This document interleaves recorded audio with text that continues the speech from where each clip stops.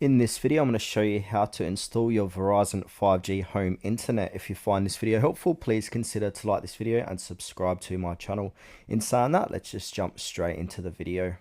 Alright, so what you'll need: a 5G gateway, which is included in the kit, a power adapter, an Ethernet cable, and now this is for wired devices or mesh extender, a smartphone or tablet with the My Verizon app, an optional mounting bracket. Now to give a timeline, so this self-installation typically takes 15 to 30 minutes. Alright, so we need to go ahead and unbox and prep. So from here, find a good location. So typically near a window or exterior wall is the best places to set up, preferably upstairs or in a central spot. And make sure it's away from large appliances or moisture. Alright, so we need to go ahead and plug in and power up. So connect the gateway to power and wait a few minutes. Flashing white equals booting. Flashing red and white is updating, usually takes 5 minutes, and solid white light is ready.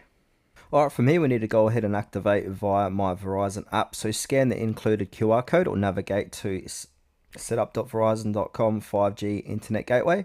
Open the My Verizon app, tap begin setup and grant Bluetooth location permissions. The 5G compass in the app helps you find the strongest 5G signal area in your home. From here we want to go ahead and optimize placement, so test different spots. So hold the gateway against a window or wall, look for green signal indicators on the device or within the app.